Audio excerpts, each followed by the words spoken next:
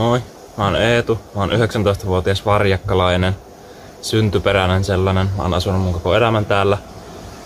Mä oon opiskelija. Mä opiskelen englantia Oulun yliopistossa. Aloittelin sitä tuossa viime syksynä.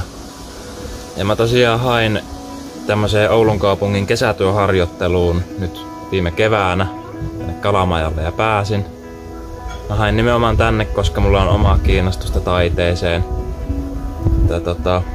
Mä oon tämmönen oman elämäni kitaristi, musiikki kiinnostaa mua tosi paljon ja sen lisäksi mulla on kans kiinnostusta kuvataiteeseen, erityisesti piirtämiseen, niin se kyllä lisäsi kiinnostusta tähän. Ja toinen syy on se, että tää on Varjakassa, Varjakan satamassa. Niin tää on tosi käytännöllinen sijainti itelle, kun asuu Varjakassa, mutta sen lisäksi kans tosi mukava, että pääsee tekemään töitä tämmöisessä itelle tutussa ympäristössä. Että tää on lapsuudessa jo tullut tutuksi tää satama, niin tosi mukava, että pääsee täältä käsin työskentelemään.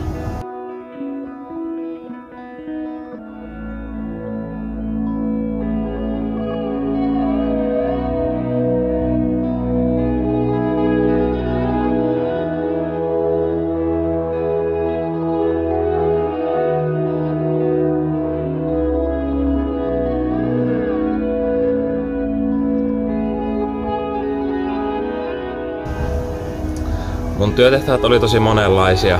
Ihan perustyötehtävä oli se, että mä pidin tätä Kalamajaa auki vaan aamulla ja suljen iltapäivällä ja pidän näyttelyä täällä, esittelen sitä. Sen lisäksi mä pääsin tekemään tämmöisiä oman alan töitä jonkun verran, eli kääntämistä ja tulkkaamista. Ja sen lisäksi pääsin tekemään tai kokeilemaan vähän äänimiehen hommaa. Mun kesätyö on suurimmaksi osaksi ollut yhteistyötä meidän residenssitaiteilija Afras Entessarin kanssa.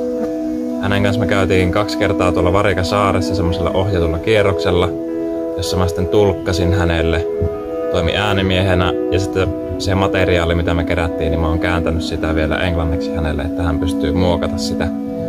Ja käännöstyötä tullaan tarvitsemaan vielä lisää siihen projektiin. Niin se on todennäköistä, että mä pääsen vielä tekemään lisää käännöstyötä tämän asian tiimoilta, vaikka en oiskaan enää täällä Kalamajalla kesätöissä.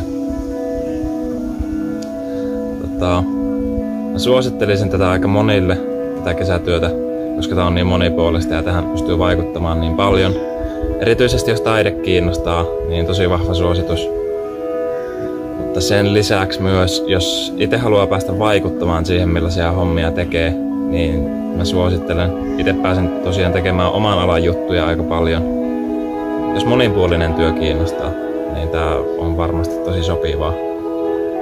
Ja sitten myös, jos Varjakka ympäristönä kiinnostaa, tai Varjakan historia. Mä itsekin pääsin oppimaan Varjakan historiasta paljon lisää, vaikka mä oonkin täällä asunut jo pitkään.